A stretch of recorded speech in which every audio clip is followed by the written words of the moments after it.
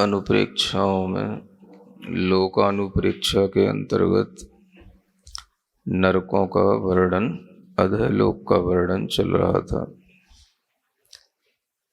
3 भाग प्रथम पृथ्वी के होते हैं, यह कल बताया था। उसी के आगे तत्र बहुभूमिक प्रासादवत् अधो अधः सर्व पृथ्वीषु स्वकीय स्वकीय बाहुल्यात् सकाशात् अधः उपरि च ऐकैक योजन सहस्रम विहाय मध्यभागे भूमि क्रमेण पटलानि भवन्ति।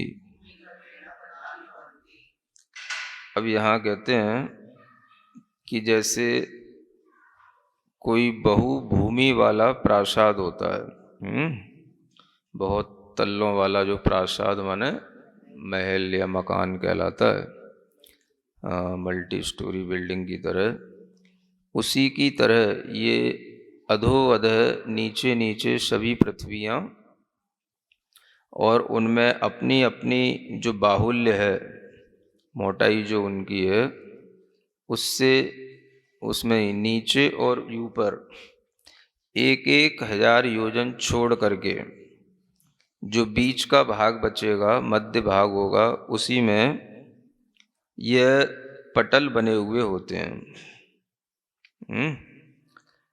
मतलब यह है कि भूमियों में जो यह पटलों का निर्माण होता है, वह पटल भूमियों में भी उसी क्रम से बने रहते हैं जिस क्रम से जैसे किसी बहुत बड़े प्रासाद में अनेक मंजिलें होती हैं। तो इसी तरह के ये पटल भी हैं, लेकिन इनमें विशेषता क्या है कि जो भूमियों की मोटाई है उसमें ऊपर भी 1,000 योजन छोड़ना और नीचे भी 1,000 योजन छोड़ना, माने ऊपर और नीचे 1,000 योजन छोड़ करके जो बीच में स्थान होगा उसमें ये पटल बने होते हैं, इनमें ये बिल होते हैं। तो ये पटल ही एक तरह से उसके तल्ले हो गए। पटल का मतलब ही मल्टी स्टोरी बिल्डिंग हो गया। तो हर पृथ्वी में अलग अलग संख्या में पटल हैं, जो आगे बताया जा रहा है। 13 एकादश नव सप्त पंचत्री एक संख्यानि तानि एव सर्व समुदायेन पुनः 49 प्रमितानि पटलानि। अब ये सभी पटल मिलकर के कितने हैं? 49, यानी कि 1 कम 50, 49 पटल होते हैं, है ना। तो पहली पृथ्वी में पटलों की संख्या है 13, माने 13 पटल होते हैं। पहली पृथ्वी में 13 पटल हैं। दूसरी पृथ्वी में 2-2 कम करते जा रहे हैं, 11 पटल हैं। तीसरी में 9 हैं, चौथी में 7 हैं, और पांचवी में 5 हैं। पांचवी पृथ्वी में 5 ही पटल हैं, और छठवीं में 3, और सातवीं में 1 पटल है। ऐसे सब मिलाकर के 49 पटल हो जाते हैं, है ना। तो ये पटल के लिए ध्यान रखना आवश्यक है। तो ये भी ध्यान रखना है कि जो भूमि की मोटाइयाँ हैं पृथ्वियों की, उनमें नीचे भी 1,000 योजन में कोई पटल वगैरह नहीं होते, बिल नहीं होते, और ऊपर भी 1,000 योजन में कोई कुछ नहीं होता। बीच में ये सब पटल इत्यादियों की रचना होती है। पटलानी को अर्थ, ये पटलों का क्या अर्थ होता है? पटल का मतलब क्या है? प्रस्तारा, इंद्र का, अंतर्भूमयः इति, है ना। पटल कहो, प्रस्तार कहो, इंद्रक कहो, अथवा अंतर्भूमि कहो, ये एकार्थवाची शब्द हैं। मतलब पटल का मतलब एक तरह का प्रस्तार है, उसके लिए हर एक पटल में एक एक इंद्रक बिल भी होते हैं, तो इसलिए उसको इंद्रक भी कहा है। अथवा उसको अंतर्भूमि भी कहते हैं, माने भूमि के अंदर की जो भूमियाँ हो गई वो अंतर्भूमियाँ हो गई। एक भूमि हो गई रत्न प्रभा भूमि, अब उसके अंदर ये 13 पटल हो गए, तो ये उसकी अंतर भूमियाँ हो गई।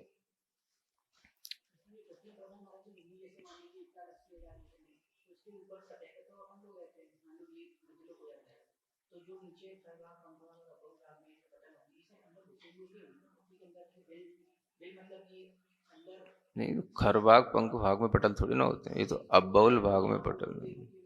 हम्म, हम्म।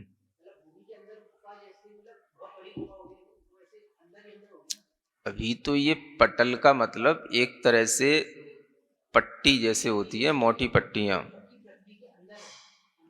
तो उसी में शामिल है वो। पृथ्वी की जो मोटाई है उसी में वो पटल शामिल है। तो जैसे एक एक लेंटर डाल देते हैं ना अपन, तो ऐसे वो एक एक पटल हो गए।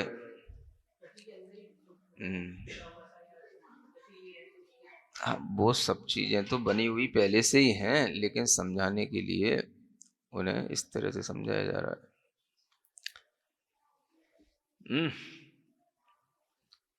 तो ये पटल माने एक तरह का प्रस्तार हो गया, अथवा इंद्रक बिल जहां होते हैं वो हो गए, या अंतर्भूमि कह लो, ये एक ही बात है। अब इन पटलों के नाम भी हैं, और उसी नाम के अनुसार इंद्रक बिल आदि के नाम भी जाने जाते हैं। तत्र रत्न प्रभायाम सीमंत संगे प्रथम पटल विस्तारे नृलोकवत यत् संख्ये योजन विस्तारवत मध्य विलम तस् इंद्रक संज्ञा। अब रत्न प्रभा भूमि है, तो रत्न प्रभा में सीमंत संज्ञा वाला पहला पटल आएगा, उसका नाम क्या है? सीमंत।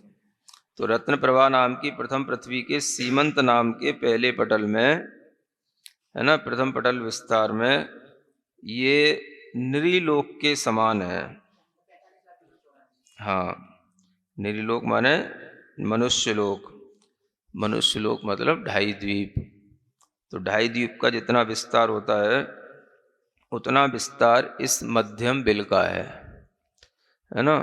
जो ये बिल बीचों बीच में उस पटल में बना है वो 45 लाख योजन विस्तार वाला है, ये मध्य बिल है।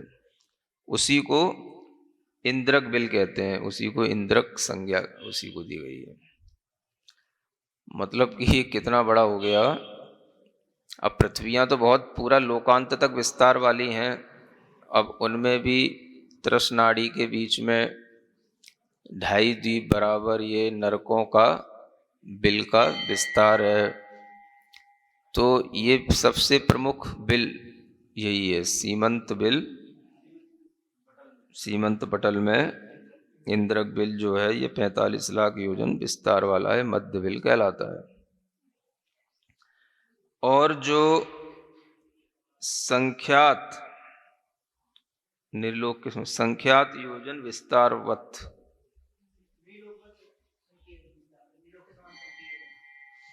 वही 45 लाख को ही संख्यात योजन लिख दिया है। हाँ, संख्यात योजन विस्तार वाला मध्य बिल है, उसकी इंद्रक संज्ञा है। तस्यैव चतुर्दिग विभागे प्रतिदिशम पंक्ति रूपेण असंख्ये योजन विस्ताराणि 49 विलानि। अब उसी इंद्रक बिल के चारों विभागों में, चारों दिशाओं में, प्रत्येक दिशा में, है ना, पंक्ति रूप से असंख्यात योजन विस्तार वाले 49 बिल हैं, 49 बिल हैं। माने जो इंद्रक बिल है उसकी चारों दिशाओं में, प्रत्येक दिशा में कितने? 49 बिल हैं। प्रत्येक दिशा में, 4 दिशाओं, पूरब, दक्षिण, पश्चिम, उत्तर। पूरब दिशा में भी 49 बिल हैं, बीचों बीच में इंद्रक बिल हो गया मध्य में। उसकी चारों दिशाओं में बिलों की संख्या बताई जा रही है। तो 49 49 49 49 ये 4 दिशाओं में बिल होगा। ये पहले पटल की बात चल रही है ना। और फिर तथैव विदिक् चतुष्टये प्रतिदिशम पंक्ति रूपेण यानी अष्टचत्वारिंशत् बिलानि तानि अपि असंख्यात योजन विस्ताराणि। इसी तरह से अब जो विदिशाएं बची हैं 4, उन प्रत्येक विदिशाओं में भी बिल हैं, उनमें 38 बिल हैं, है ना। वो सॉरी 48 मतलब विदिशाओं में 48 बिलों की संख्या है और दिशाओं में 49 बिलों की संख्या है, जो इंद्रक बिल के चारों दिशाओं और विदिशाओं में स्थित हैं।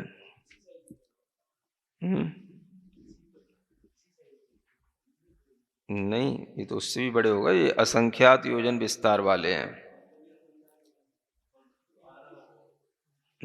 जो इंद्रक बिल है वो तो केवल संख्यात योजन विस्तार वाला है, और जो ये श्रेणीबद्ध बिल हैं ये असंख्यात योजन विस्तार वाले हैं। इनका विस्तार बहुत अधिक है।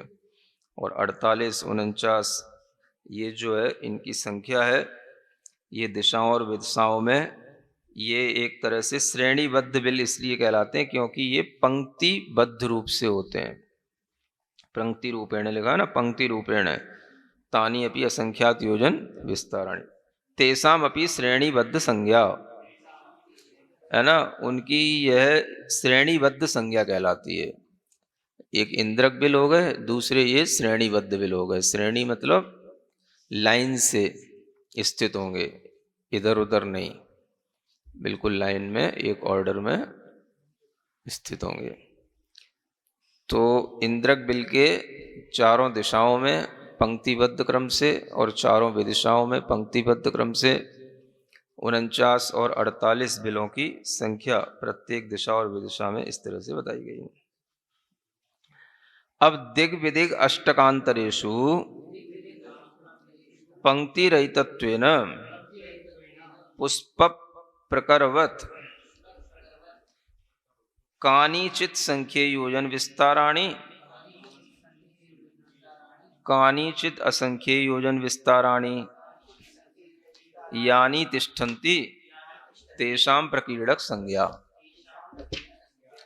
अब ये जो दिशाएं विदिशाएं तो हो गई व्यवस्थित रूप से पंक्तिबद्ध क्रम से, इनके जो अंतराल बचे हैं दिशाओं और विदिशाओं के अंतरालों में भी जो अंतराल बचे हैं उनमें बिना पंक्ति के जिस अंतराल में जहाँ जैसा जगह मिलेगी वहाँ पर ये पुष्प के प्रकार के समान, माने जैसे पुष्प फैला दिए जाते हैं ना, पुष्प वर्षा हो जाए तो कोई कहीं गिरा कोई कहीं गिरा, ऐसा इस तरह से ये जो बिल बने हुए हैं इन दिशाओं विदिशाओं के अंतरालों में, वो ये प्रकीर्णक बिल कहलाते हैं। ये पुष्प के प्रकार के समान है, पुष्प के फैलाव के समान। फूल जिस तरह से बिखेर दिए जाते हैं तो यदवा तदवा कहीं भी होते हैं। ये प्रकीर्णक जो बिल हैं इनमें कुछ तो संख्यात योजन विस्तार वाले होते हैं और कुछ असंख्यात योजन विस्तार वाले भी होते हैं, है ना। तो इस तरह से ये 3 तरह के बिलों के बारे में बताया जाता है। इंद्रक बिल संख्यात योजन विस्तार वाला, श्रेणीबद्ध बिल असंख्यात योजन विस्तार वाला, और प्रकीर्णक बिल कुछ संख्यात योजन वाले हैं और कुछ असंख्यात योजन वाले हैं। इस तरह से इनको जानना। इति इंद्रक श्रेणीवद प्रकीर्णक रूपेण त्रिधा नरका भवन्ति। अब ये 3 प्रकार के नरक कहलाने लग जाते हैं। नरक तो एक ही है, लेकिन ये बिलों के अपेक्षा से 3 प्रकार के ये नरक हो गए। इति अनेन क्रमेण प्रथम पटल व्याख्यानम विज्ञेयम। ये प्रथम पटल का व्याख्यान इस क्रम से जानना। तथैव पूर्वोक्तेन 49 पटलेषु अयम एव व्याख्यान क्रम, किंतु अष्टक श्रेणीषु एकैक पटलम प्रत्येकैकम हीयते। यावत् सप्तम पृथिव्यां चतुर्दिक् भागेषु एकम बिलम तिष्ठति। हम्म। अब ये बताया था ना, हर एक पृथ्वी में पटलों की संख्या भी अलग अलग है। हाँ, तो पहली पृथ्वी में 13 पटल हैं,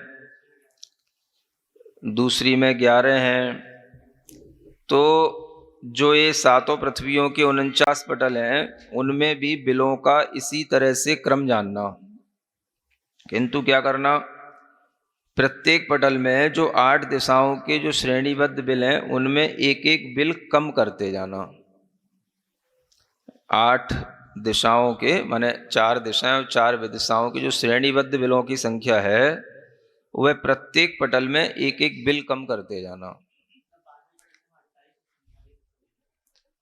पटल की बात कही जा रही है, माने पहली पृथ्वी में प्रथम पटल में जो श्रेणीबद्ध 49 और 48 थे, है ना, तो वही दूसरे पटल में एक एक कम हो जाएगा, 48 और 47।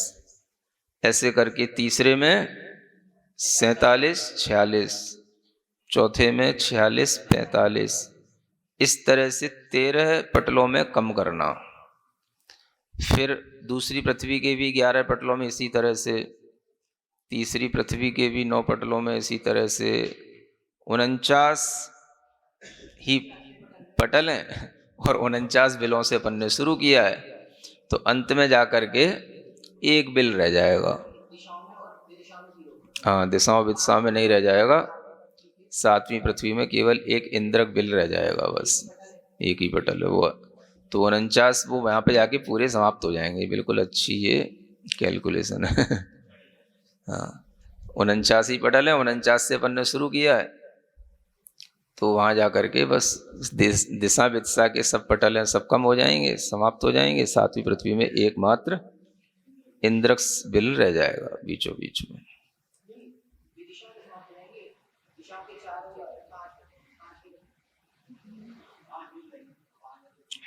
हाँ, 7वीं पृथ्वी में हाँ इंद्रक बिल रहेगा, और हाँ पंच रह जाते हैं ना, 5 बिल रह जाते हैं ना, तो एक एक श्रेणीबद्ध बिल रह जाएगा। 4 दिशाओं के रह जाएंगे, विदिशाओं के छूट जाएंगे क्योंकि 48 ही हैं वो। ये 49 पटलों में जाके वो पहले ही समाप्त हो जाएंगे। 49 हैं तो एक एक कम करते करते वो वहाँ पे जाके अच्छा एक एक रह जाएगा। तो इस तरह से पंचोनैक नरक शत सहस्राणी पंच चैव यथा क्रम जो आता है ना, पंच अंत में जाके 7वीं पृथ्वी में 5 ही बिल रह जाते हैं, और उसमें ये एक इंद्रक है और 4 दिशाओं के श्रेणीबद्ध बिल है। इस तरह से जानना। प्रकीर्णक नहीं रहते हैं उसमें। तो इस तरह से ये बिलों की संख्या और उनका विभाजन पटलों के अनुसार पृथ्वियों में बताया गया है। रत्न प्रभादी नारक देह उत्सेद कथ्यते। अब रत्न प्रभादी जो पृथ्वियों में नारकी रहते हैं, उनकी देह का उत्सेद का कथन करते हैं अब, है ना। उनकी ऊंचाइयां देह की कितनी होती हैं। प्रथम पटले हस्तत्रयम, पहले पटल में 3 हाथ के नारकी होते हैं, है ना। कितने? 3 हाथ, इतनी उनकी ऊंचाई है। 3 हाथ से शुरू करेंगे। ततः क्रम वृद्धि वशात त्रयोदश पटले सप्त चापानी हस्तत्रयम अंगुल षटकम च इति, है ना। ये जब करणानी प्रवेश का पढ़ाई तो उसमें भी बताया था, ये आया था ना उसमें। तो ये 3 हाथ की ऊंचाई अब ये क्रम क्रम से प्रत्येक पटल में बढ़ाते जाओ। तो पहली पृथ्वी की जो 13 पटल हैं, उनमें क्रम क्रम से जब ये ऊंचाई बढ़ाते जाएंगे, तो 13वें पटल में जाकर के वो 7 धनुष 3 हाथ और 6 अंगुल की ऊंचाई हो जाएगी, है ना।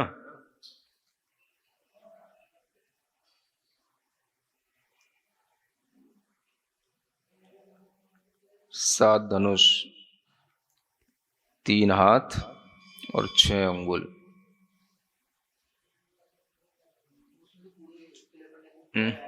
हाँ, कितना कितना बढ़ाना उस हिसाब से।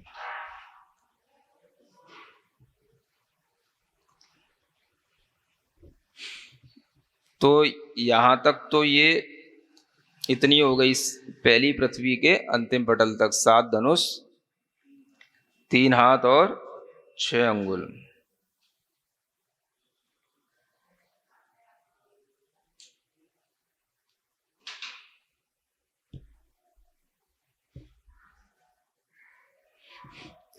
उसके बाद में ततो द्वितीय पृथ्वी आदिषु चरमेन्द्र केशु द्विगुण दुगुणे क्रियमाणे सप्तम पृथिव्याम चाप शत पंचकम भवति।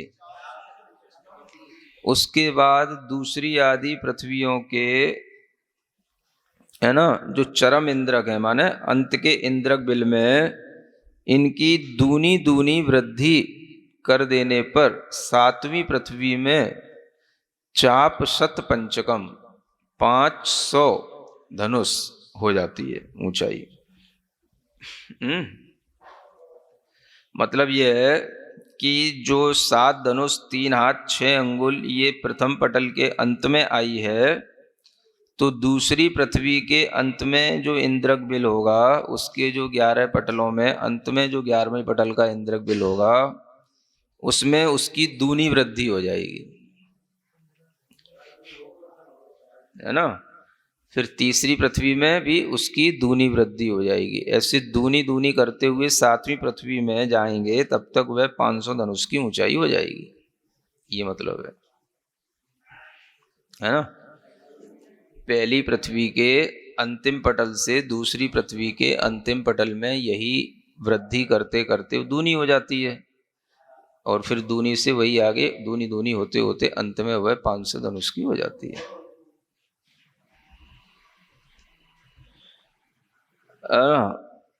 और आगे क्या कहते, उपरितन नरके यह उत्कृष्टो उत्सेद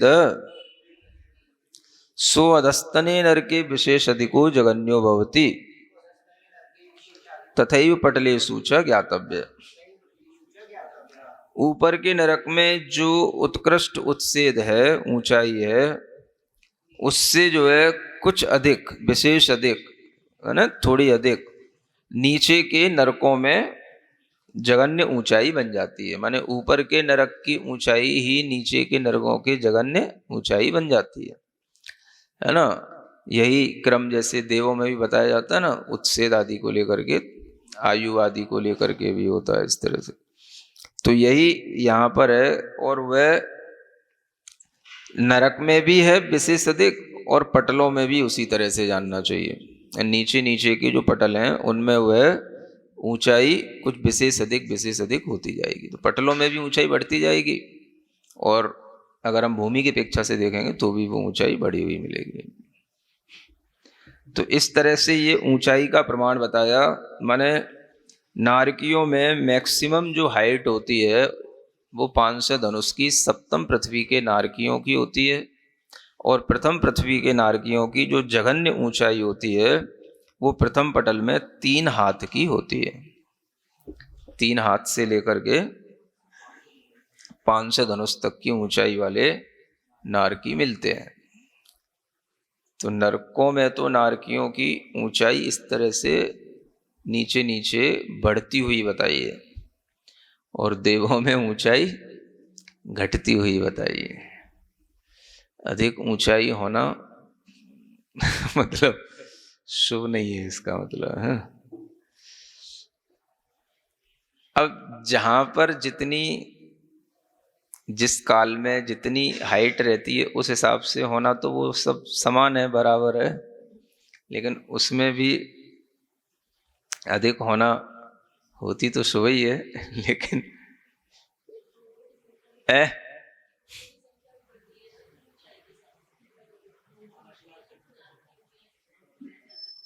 तो कम होते हैं इधर। तो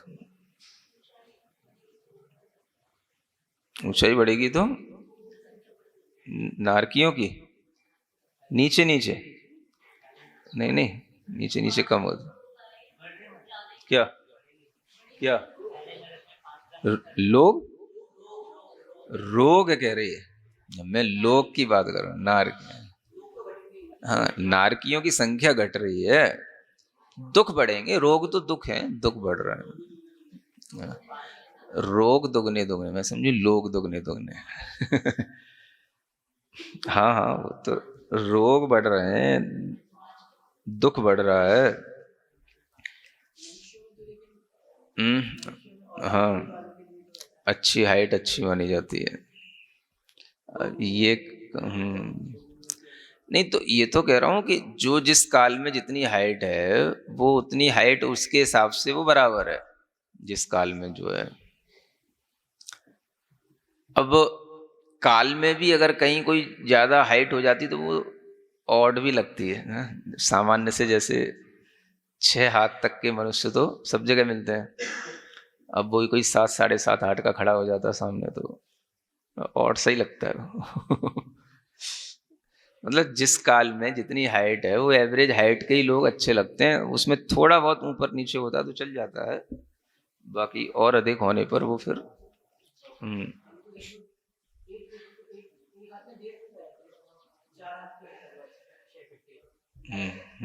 हाँ अभी 6 फुट के ही होते हैं। तो इस तरह से हाइट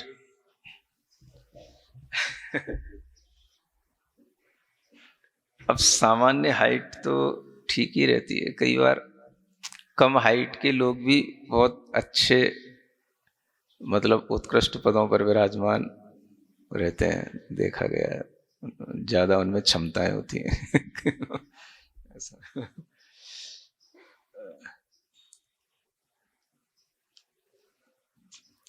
नेपोलियन बोनापार्टे छोटी हाइट का था, नेपोलियन, हिटलर, नेपोलियन, ये सब छोटी हाइट है।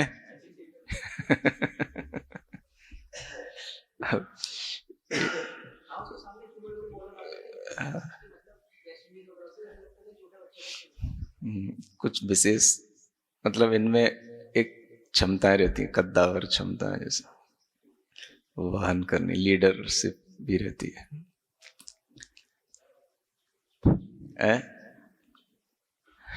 नहीं छोटी नहीं, एवरेज। तो मतलब छोटी हाइट बुरी नहीं मानी जाती, ये कहने का मतलब कई बार लीडरशिप की क्वालिटी देखी जाती है छोटी हाइट के लोग।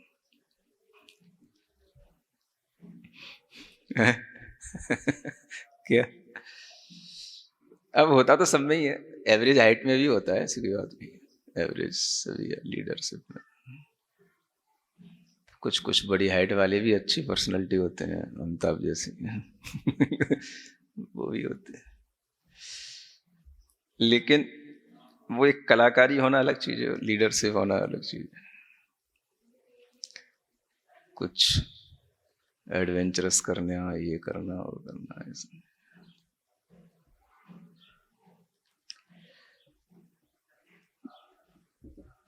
ये भी जो क्रम है ये कहीं ना कहीं कुछ इसके पीछे विज्ञान तो हो गए कि नरकों में नारकियों की जैसे जैसे हाइट बढ़ रही है उनका दुख बढ़ रहा है, देवों में देवों की हाइट छोटी होती जा रही है उनका सुख बढ़ रहा है। तो कुछ तो इसके पीछे विज्ञान तो समझना ही पड़ेगा ना, कुछ विज्ञान तो इससे कुछ कंक्लूजन तो निकालना ही होगा। अब मनुष्यों में तो अभी हाइट छोटी होती जाएगी तो दुख बढ़ता जाएगा, ये तो उल्टा दिख रहा है इसमें। हम्म हम्म हम्म हम्म। हाँ तो जो नियम वैक्रियक शरीर के लिए हैं वो अलग हैं, औदारिक शरीर के लिए अलग होते हैं। आयु प्रमाणम कथ्यते, अब आयु का प्रमाण बताते हैं। प्रथम पृथिव्याम प्रथमे पटले जगन्येन 10 वर्ष सहस्राणी, पहली पृथ्वी में पहले पटल में जगन्य से 10,000 वर्ष की आयु है। ततः आगमोक्त क्रम वृद्धि वशात अंत पटले सर्वोत्कर्षेण एक सागरोपमम, फिर इस आयु को जैसे आगम में जो क्रम बताया है उसी के अनुसार वृद्धि करते जाना, अंतिम पटल में जाकर के वो सर्वोत्कृष्ट आयु हो जाएगी जो एक सागर की आयु बन जाएगी। ततः परम द्वितीय पृथ्वी आदिषु क्रमेण 3 सप्तदश सप्तदश द्वाविंशति त्रयस्त्रिंशत् सागरोपमम उत्कृष्ट जीवितम। उसके आगे दूसरी पृथ्वी आदि में भी क्रम से इसी तरह से 3, 7, 10, 17, 22, 33 सागर तक की उत्कृष्ट आयु लगा लेना। यच्च प्रथम पृथिव्याम उत्कृष्टम तद्द्वितीयायाम समयादिकम जगन्यम तथैव पटलेषु च। अब इसमें जो पहली पृथ्वी में उत्कृष्ट आयु होती है वो दूसरी पृथ्वी में वही एक समय अधिक करके वो जघन्य बन जाती है। इसी तरह से पटलों में भी यही क्रम जानना। एवं सप्तम पृथ्वी पर्यंतम ज्ञातव्यम। आयु का यह क्रम ऊपर उत्कृष्ट है, वही नीचे के पटल में जघन्य है। इस तरह से यह क्रम सप्तम पृथ्वी तक ले जाना। स्वशुद्धात्म संवित्ति लक्षण, हाँ बहुत दिनों बाद आया अभी। निश्चय रत्नत्रय विलक्षण तीव्र मिथ्यात् दर्शन ज्ञान चारित्र ही परिणतानाम असंगी पंचेंद्रिय सरट पक्षी सर्प सिंह स्त्रीणाम क्रमेण रत्न प्रभादिषु षट पृथ्वीषु गमन शक्ति रस्ति सप्तम्याम तु कर्म भूमिज मनुष्याणाम मत्स्यानामेव। अब यहाँ ये बताते हैं कि स्वशुद्धात्मा के संवेदन से जो संवेदन लक्षण वाला जो निश्चय रत्नत्रय है उसके विपरीत ये तीव्र मिथ्यात्व दर्शन ज्ञान चारित्र से जो परिणत जीव हैं ये जाकर के भूमि इन नरक भूमियों में जन्म लेते हैं, है ना। मतलब मुख्य रूप से मिथ्या दृष्टि मिथ्या दर्शन ज्ञान चारित्र के साथ में वहाँ पर जन्म लेते हैं मुख्य रूप से। तो वो जो जीव होते हैं वो रत्न प्रवादी 6 पृथ्वियों में गमन करने की जो शक्ति है वो किन किन की है, तो असंगी पंचेंद्रीय जीवों की पहली पृथ्वी में गमन करने की शक्ति है ना। ये यहाँ पर मुख्य रूप से बताया जा रहा। असंगी पंचेंद्रीय जीव भी नरकों में उत्पन्न होता है, लेकिन होगा तो मात्र पहली पृथ्वी में। तो ये असंगी पंचेंद्रीय प्रथम भूमि तक। दूसरा ये कहलाता है सरट। सरट माने ये गो होता है, गोह। ये सरट पक्षी कहला, सरट अलग है पक्षी अलग है। इस सरट पक्षी है, गोह पक्षी होता है कोई। ये तीसरे नरक तक उत्पन्न हो सकता है ना।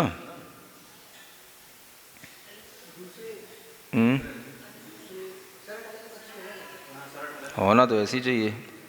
ये सरट सरीसृप टाइप का होना चाहिए। सरट सरीसृप जो जीव होते हैं ना,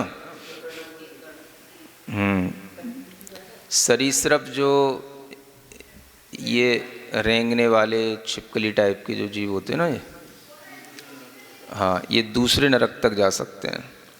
पक्षी जो होते हैं जो मांसाहारी वगैरह क्रूर पक्षी होते हैं, गीद बाज वगैरह इस तरह के, ये तीसरे नरक तक जा सकते हैं, है ना। और सर्प जो होते हैं ये भी मांसाहारी होते हैं। विशेष अजगर आदि जो सर्प होते हैं ये चौथी पृथ्वी तक जा सकते हैं। और सिंह जो होते हैं, सिंह आदि जो पशु हैं, है ना, ये 5वीं पृथ्वी तक जा सकते हैं। तो ये 5वीं पृथ्वी तक जा सकते हैं, ये कहने का मतलब है ना। और 6वीं पृथ्वी तक स्त्रियों का भी 6वीं पृथ्वी तक गमन हो सकता है, इनकी शक्ति है ना। और 7वीं पृथ्वी में कर्म भूमिज मनुष्य और मत्स्यों का गमन होता है। कर्म भूमि के जो मनुष्य हैं वो और मगरमच्छ आदि हैं वो कर्म भूमि के होने चाहिए, वही सब महामत्स्य आदि। तो इस तरह से इनकी गमन शक्ति यहाँ पर बताई गई है इन जीवों की। तो इसका मतलब यह है कि जो ऊपर ऊपर बताया वो वहीं वहीं तक है, माने असंगी पंचेंद्रिय केवल प्रथम पृथ्वी तक ही जा सकता है। सरट जो जीव हैं वो पहली में भी जा सकते हैं, दूसरी में भी जा सकते हैं, है ना। पक्षी हैं वो पहली दूसरी तीसरी पृथ्वी तक गमन कर सकते हैं। सिंह हैं, सर्प हैं, वह चौथी पृथ्वी तक गमन कर सकते हैं। और सिंह है वो पांचवी पृथ्वी तक उत्पन्न हो सकता है। मतलब अजगर में और सिंह में, सिंह को ज़्यादा पाप बंद होता है। अजगर भी बहुत बड़ा सीधा ही ले जाता है वो। ये क्रूरता से हमला करता है, अजगर तो सीधा ही पकड़ लेता है। तो सिंह को ज़्यादा मतलब दुख भोगना पड़ता है। सिंह पांचवी पृथ्वी तक उत्पन्न हो सकता है, छठवीं तक स्त्री, और पुरुष सातों ही नरकों में कहीं पर भी उत्पन्न हो सकता है। स्त्री के लिए अत्यधिक दुख नहीं है, मतलब स्त्री का जीव सातवीं पृथ्वी का दुख नहीं भोगता। इतना तो सुख है स्त्री कुछ।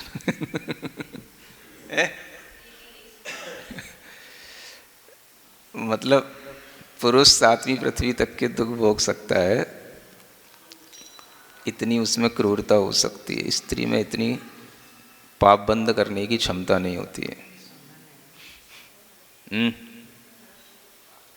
छठवें नरक तक का हो सकता है।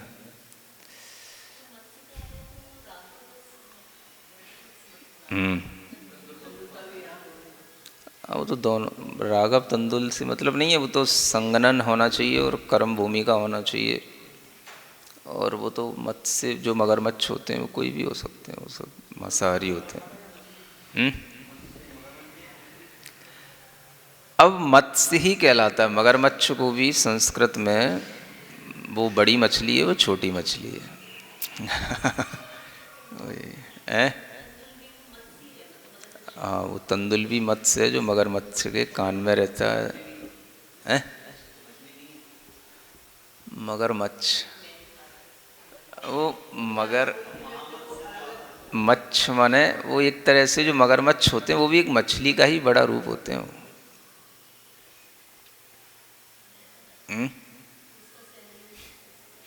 हाँ, सैनन वगैरह रहता है, त्रियंशों में सब सैनन होते हैं, क्रूरताएं होती हैं, पाप होते हैं।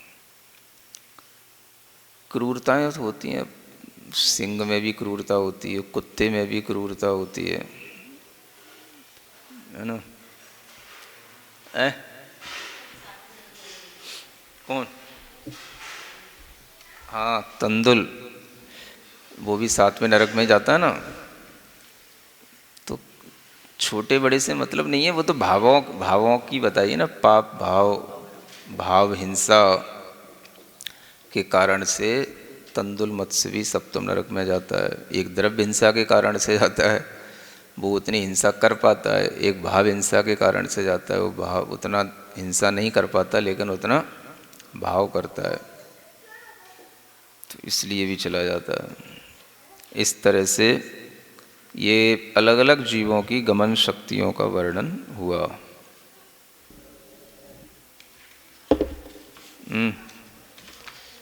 ठीक है, ये वर्णन भी थोड़ा सा मन लगाने के लिए सरल अच्छा